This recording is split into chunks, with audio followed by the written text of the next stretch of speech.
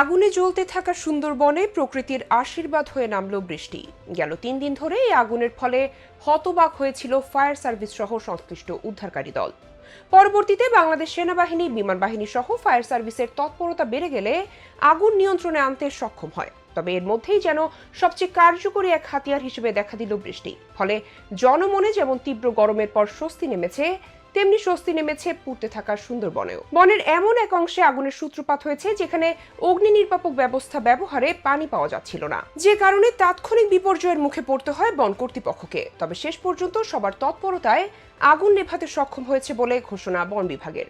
বাংলাদেশের একমাত্র mangrove forest হিসেবে সুন্দরবনের খ্যাতি বিশ্বজোড়া। বঙ্গোপসাগর এবং অনেকগুলো নদী সংলগ্ন অঞ্চলে হওয়ায় পরিবেশগত দিক থেকে বাংলাদেশের জন্য সুন্দরবনের ইতিবাচক ভূমিকা অপরিসীম। যদিও গত কয়েক দশকে সুন্দরবন নিয়ে নানা নেতিবাচক খবর আসছে গণমাধ্যমগুলোতে। কেউ বা গাছ কেটে বন উজাড় করছেন, আবার কেউ বা দখলে নিচ্ছেন বনের জমি, আবার কেউ বা বনাঞ্চলে গড়ে তুলেছেন বসতভিটা। ফলে বনের ভারসাম্য যেমন নষ্ট হচ্ছে, কমে যাচ্ছে বনের আয়তনও। অন্যদিকে জলবায়ু পরিবর্তনজনিত কারণে পরিবেশ বিপর্যয়ের তালিকায় থাকা দেশগুলোর মধ্যে সবার শুরুর সারিতেই আছে বাংলাদেশ। আর এখানেই যেন সুন্দরবনের ভূমিকার কথা উঠে আসে বারবার। এই সুন্দরবন না থাকলে উপকূলীয় অঞ্চলে দেখা দেবে প্রলয়ঙ্কর সব প্রাকৃতিক দুর্যোগ। ফলে সুন্দরবন বাঁচানো যখন বাংলাদেশের সবচেয়ে গুরুত্বপূর্ণ এক ইস্যু, তখন বনের জন্য হুমকি হিসেবে দেখা দিয়েছে বনের মধ্যে আগুন লাগা। গেল কয়েকদিন আগে লাগা আগুনে পুড়ে ছাই হয়েছে বনের বৃহৎ একাংশ। নানা তৎপরতা চললেও যত দ্রুত আগুন নিয়ন্ত্রণে আনার প্রত্যাশা করা হয়েছিল, সে লক্ষ্য অর্জনে পৌঁছাতে পারেনি আগুন নিয়ন্ত্রণে কাজ করা সংস্থাগুলো। যে কারণে ৪ মে অর্থাৎ শনিবার আগুনের সূত্রপাত হলে ৩ দিন ধরে জ্বলছিল সুন্দরবনের আগুন। শেষ পর্যন্ত গত ৬ মে সোমবার বিকেল পর্যন্ত আগুন নিয়ন্ত্রণে এলেও সম্পূর্ণ নেভেনি। তবে সন্ধ্যার দিকে হঠাৎ বাগেরহাটে শুরু হয় তুমুল বৃষ্টি। থেমে থেমে মুষলধারে বৃষ্টি চলে প্রায় ১.৫ ঘন্টা। এর ফলে সুন্দরবনের আগুন সম্পূর্ণ নিভে গেছে বলে ঘোষণা দিয়েছেন বন বিভাগ।